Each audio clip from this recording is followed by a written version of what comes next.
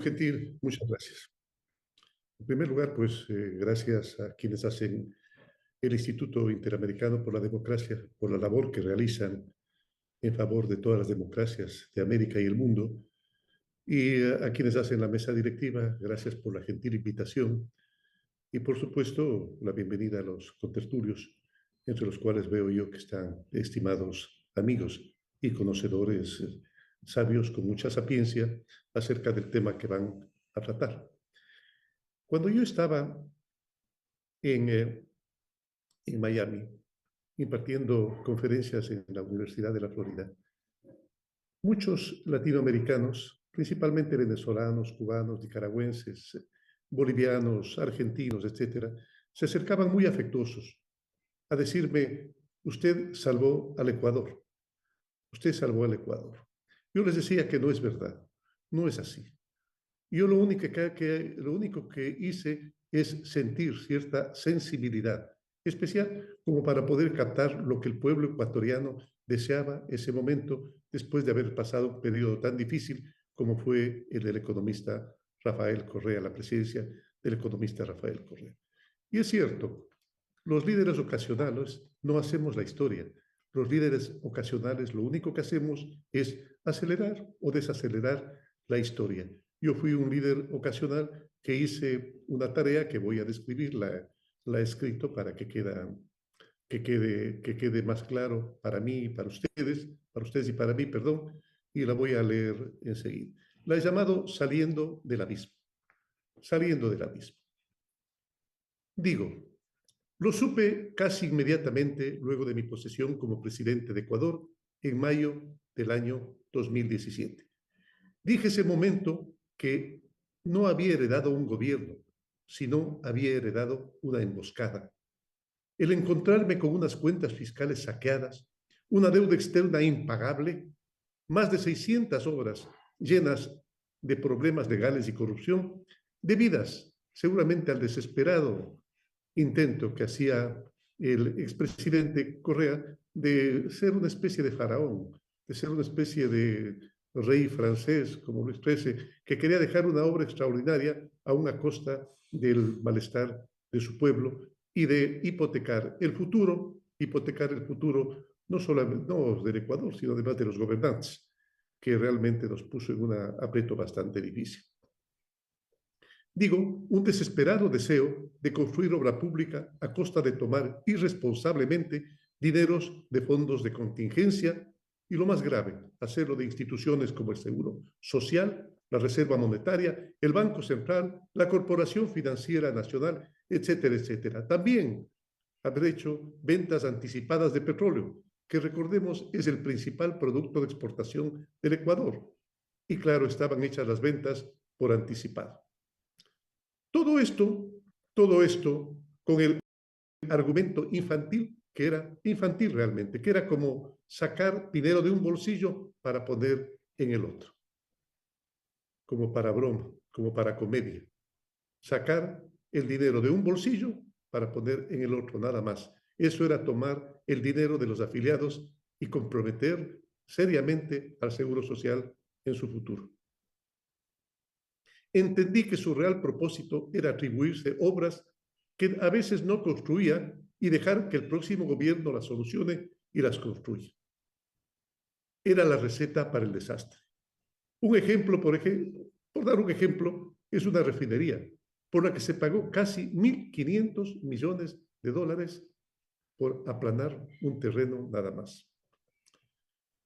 Contra toda predicción, cuando terminé mi gobierno, en las elecciones del Ecuador, el candidato contrario al socialismo del siglo XXI, que todo el mundo daba como ganador, pues ganó un candidato de la derecha, derrotando al candidato del socialismo del siglo XXI con un amplio margen de más de 400.000 votos.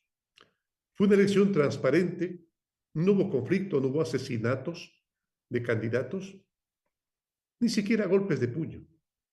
Tuvimos numerosa observación internacional que no tuvo además ninguna impugnación por parte de la candidatura opositora, que en ese tiempo estaba encabezada por el correísta Andrés Arauz, del llamado socialismo del siglo XXI. Se me atribuye, digo, lo que no es verdad, haber sido quien posibilitó ese triunfo. Una visión demasiado generosa. Sinceramente pienso que hubo varios actores, que intervinieron en ese triunfo. A continuación, algunos de ellos, y acaso los más importantes.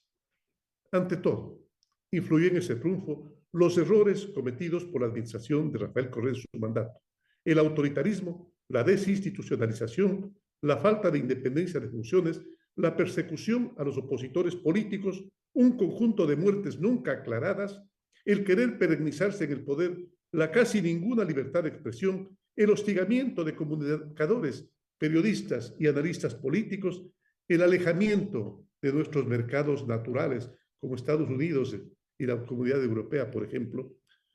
Más de una persona se pregunta por qué los pueblos se obstinan en votar por sus opresores. Hace mucho tiempo, en ese mismo foro lo dije, hay muchos ejemplos de la historia del mundo y en particular de Latinoamérica y Ecuador. Tal vez la respuesta se la encuentre en lo que se conoce como síndrome de Estocolmo, es decir, el enamoramiento o la excesiva afectividad que desarrollan las víctimas de un secuestro hacia sus secuestradores, hacia sus victimarios. Durante mi juventud fui militante de la izquierda ecuatoriana y me desencanté de ella el momento de la caída del muro de Berlín. Realmente al sistema socialista, al sistema comunista, no lo derrotó el imperialismo, lo derrotó sus propias ineficiencias, las muertes por hambruna, las ejecuciones, los secuestros, el maltrato a la opinión pública, etcétera, etcétera. Y por el contrario, digo, produjo hambre y respeto a los derechos humanos y ausencia de principios democráticos. Acompañé, yo recuerdo, a una inmensa cantidad de mis compatriotas en la primera campaña presidencial de Rafael Correa. Lo veíamos valiente, pero sobre todo decidido a conducir de manera democrática las transformaciones con las que habíamos soñado nosotros en nuestra juventud. Por decisión del movimiento, fui parte de su papeleta como candidato a la vicepresidencia. En la segunda vuelta electoral, el triunfo fue contundente. En un inicio, hay que reconocerlo, se iban cumpliendo todas las expectativas. Como vicepresidente y por mi condición de discapacidad física, solicité que se me delegara un programa por la defensa de los derechos de las personas con discapacidad, que luego fue reconocido ampliamente dentro y fuera del país y que me generó una amplia simpatía de los ecuatorianos y a la final mi triunfo en la candidatura a la presidencia. En el resto de la gestión gubernamental, los esfuerzos parecían similares. Hubo realmente cambios que todos esperábamos. Es por eso que algún momento mencioné que Tolkien, el autor de la saga del Señor de los Anillos, decía, refiriéndose a ese genio del mal, Sauron, que todos los dictadores, todos los sátrapas, todos los autoritarios comienzan siendo buenos. La verdad es que en este caso también fue así. El cambio vino en el último periodo presidencial. Para ese momento yo me había negado rotundamente a la posibilidad de ser nuevamente candidato a la vicepresidencia. No estoy de acuerdo con las reelecciones sucesivas. Pienso que son lesivas a la democracia y por lo menos, por decirlo menos, una falta de cortesía para los integrantes de los movimientos políticos, pues impide la presencia de nuevos líderes con ideas frescas para la gestión de dirigir un gobierno. En mi ausencia, yo me encontraba en Ginebra cumpliendo el encargo del secretario general de la ONU como enviado especial. Sucedieron cambios que nadie esperaba. El deseo de prolongarse en el poder produjo en el presidente que se revistiera de comportamientos realmente siniestros. No consultó al pueblo acerca de una nueva reelección, que había jurado desde el principio que no iba a optar por ella. Y una asamblea, además, obsecuente, sumada a una corte constitucional sumisa, decidieron validar las reelecciones indefinidas, o sea, las dictaduras perpetuas. Opción a la que finalmente renunció, pero renunció por una razón muy sencilla.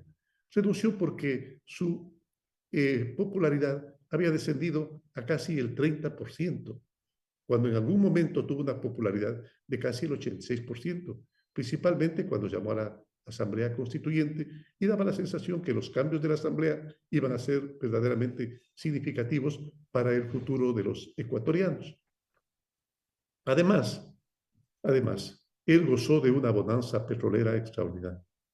Se habían acabado, en primer lugar, los sitios a los cuales acudir con sus empréstitos o con su metida de mano, como era el Seguro Social o la China.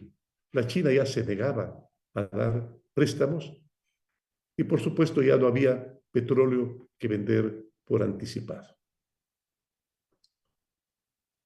Fue entonces cuando el presidente decidió buscarme, perdón, me olvidé decirlo.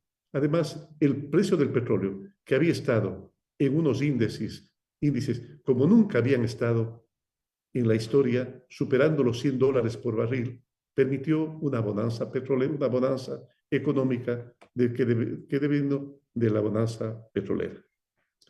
Fue entonces cuando el presidente decidió buscarme en Ginebra.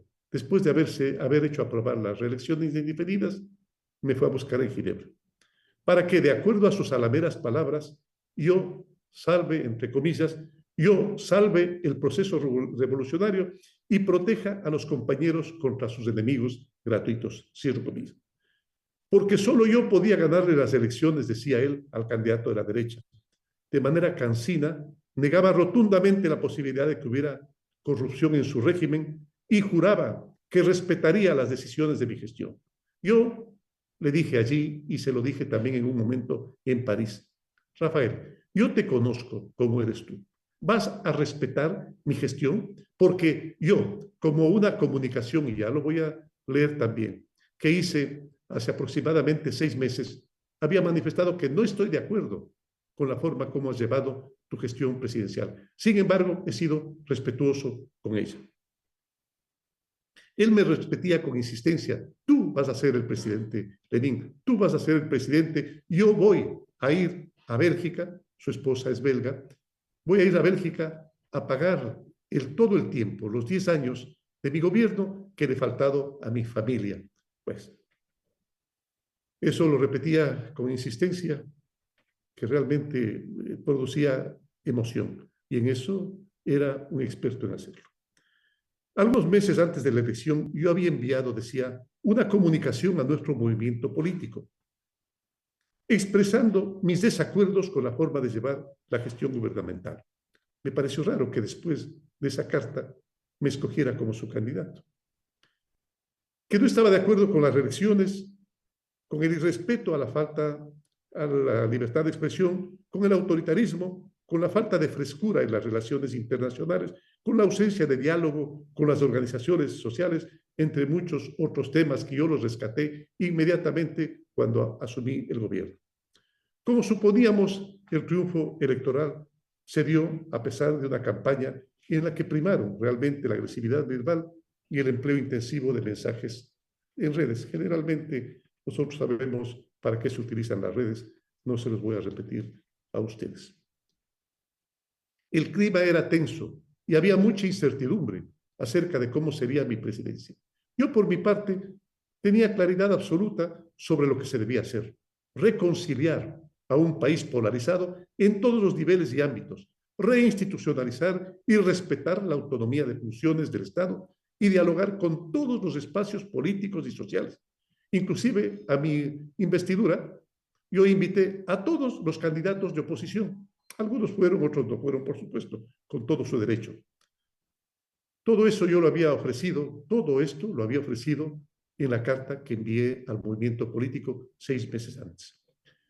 La respuesta del expresidente Correa no se hizo esperar. Me tachó de traidor y, con un lenguaje de alcantarilla, empezó a cuestionar las decisiones de mi gobierno y ordenar a los compañeros que ocupaban cargos de dirección que renunciasen, como en efecto muchos lo hicieron, dejando en primera instancia bastante desmantelado al gobierno. Yo había escogido personas del mismo movimiento político a los cuales les había dado la direccionalidad que iba a tener mi gestión, y muchos de ellos estuvieron completamente de acuerdo, pero algunos se fueron. Muy pronto se olvidó de las promesas hechas en Ginebra. La peor parte vino cuando evidencié la difícil situación económica del país. Él decía que dejaba la mesa servida, eso ha sido tomado como una broma de muy mal, de pésimo gusto, una mesa servida. Pero encontré las finanzas públicas quebradas, decía, una deuda externa casi impagable, cara y de corto plazo, centenares de obras inconclusas, además de defectuosas y con actos de corrupción, y miles de millones de dólares en deuda a proveedores. La situación, queridos amigos, era de pavor, y así lo manifesté a los medios de comunicación y al país. Fueron momentos desesperantes. No entendía cómo se podía haber sido tan irresponsables con el futuro del Ecuador, después de haber contado con la mayor bonanza, ya lo expliqué, económica de la historia del país. No había tiempo que perder. Generamos apoyo de la ciudadanía, tomamos decisiones económicas y sociales acertadas y en una consulta popular que, entre otras preguntas, pedían la opinión popular de la gente, perdón la redundancia, se me ha ido. O no sé si la máquina que a veces nos juega unas pasadas extraordinarias también, así fue. Una consulta popular sobre la eliminación de las elecciones indefinidas que había hecho él aprobar en el periodo anterior. El pueblo respondió casi con el 70%, mayoritariamente con un enorme sí. Fue la primera derrota que le infligimos al correísmo. Este momento ya van sumando 4 o 5, si mal no recuerdo. Inútil decir que la ira del exmandatario recrudeció aún más. Todo estaba claro, lo tenía completamente claro yo. Si continuaban las políticas anteriores de despilfarro y fanfarria publicitaria, 2.8 millones de dólares a la semana durante 10 años. La mitad de esa cantidad que él utilizaba semanalmente, yo dispuse que sea ejecutada como propaganda y publicidad del gobierno. La mitad de lo que él utilizaba en una semana, yo lo hacía en un año. El país y la dolarización no tendrían futuro si seguíamos en esa fanfarria. E iríamos camino a ser otro estado fallido como Venezuela. Había que escoger entre lo correcto y lo popular.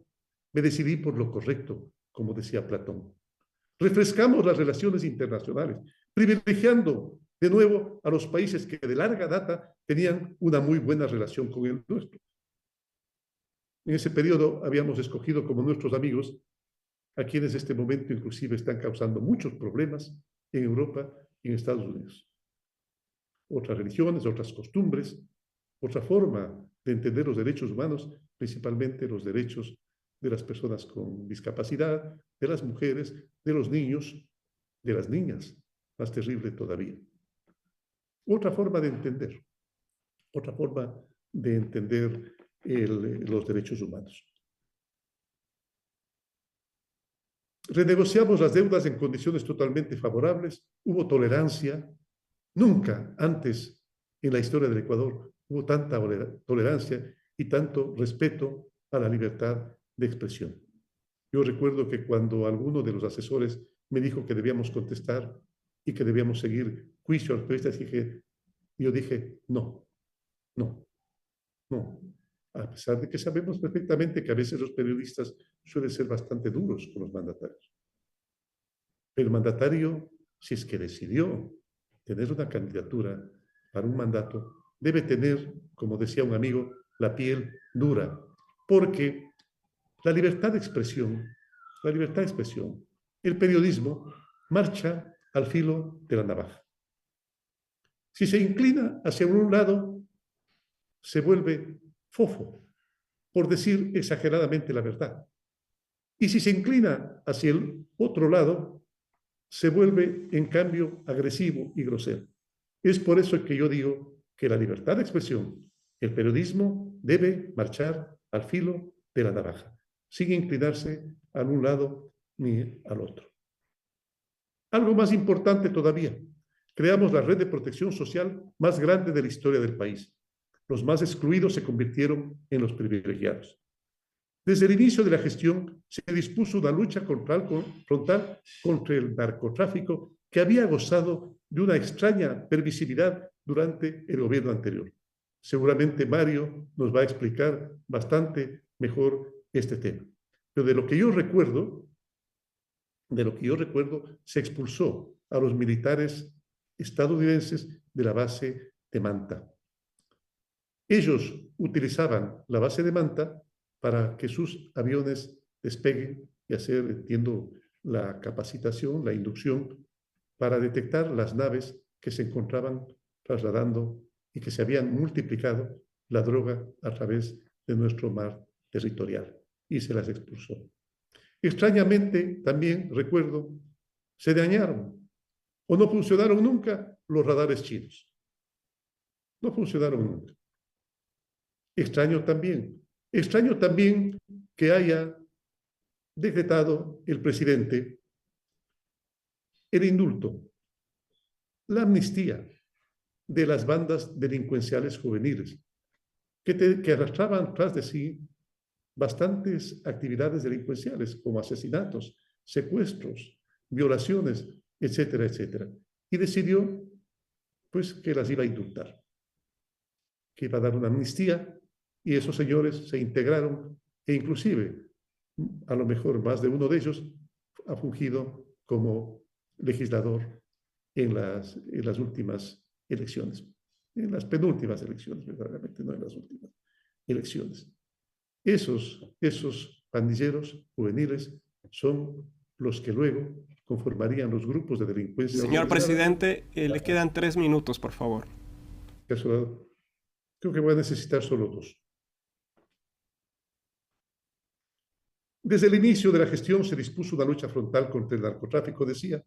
Se pidió al Ejército de Liberación Nacional, el ELN, que abandone el país. Dije que se vayan. ¿Por qué? Porque mientras hablaban de la paz en nuestro país, continuaban realizando acciones criminales en el hermano país de Colombia. Pedí al hacker internacional, Julian Assange, que abandone la embajada del Ecuador.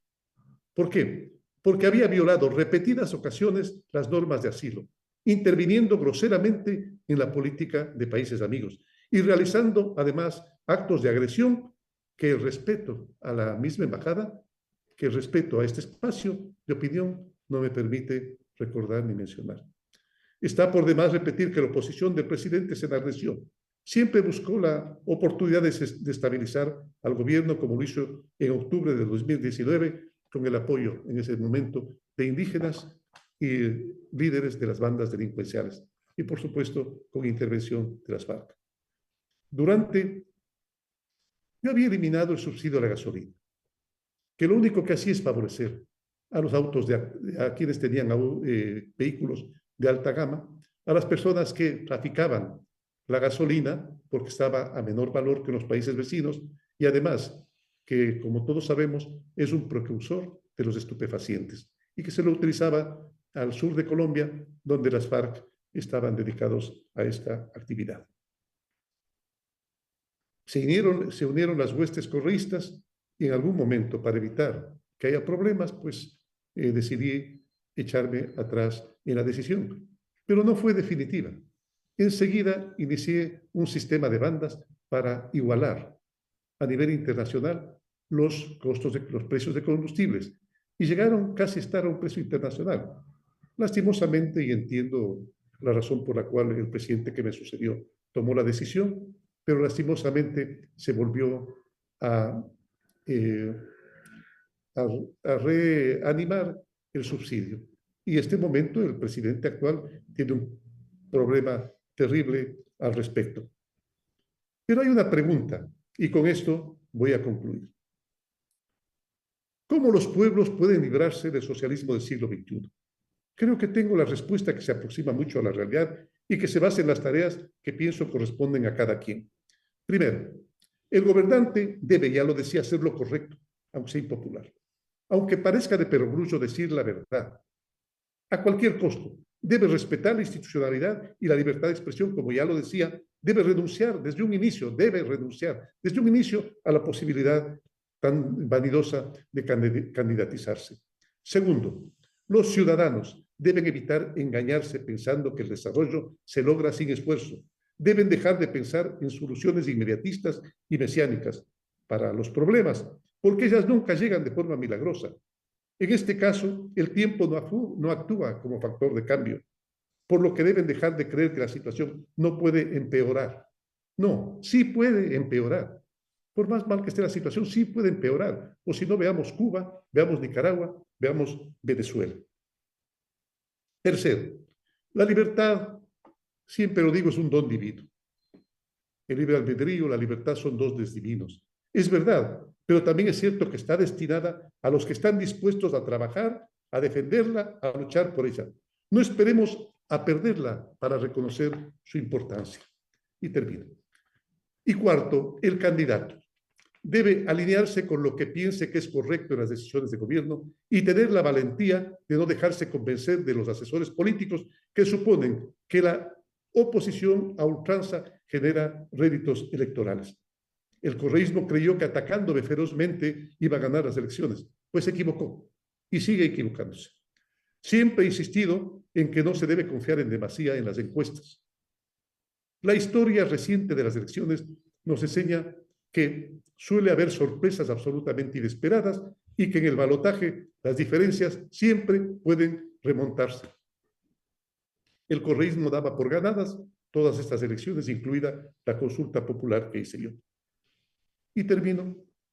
Un cuento que escuché en mi juventud, seguramente del poeta, creo yo que era de Rabindranath Tagore. Terminaba con la sencilla frase de su protagonista cuando le hacía una pregunta que es muy común que se nos hace. ¿Piensas que tú solo vas a cambiar el mundo? El protagonista contestaba, seguramente no, pero estoy haciendo la parte que me corresponde. Mejor, imposible. ¿Cómo acabar con el nefasto y mentiroso socialismo del siglo XXI? Pues haciendo cada quien la parte que le corresponde. Gracias por su atención.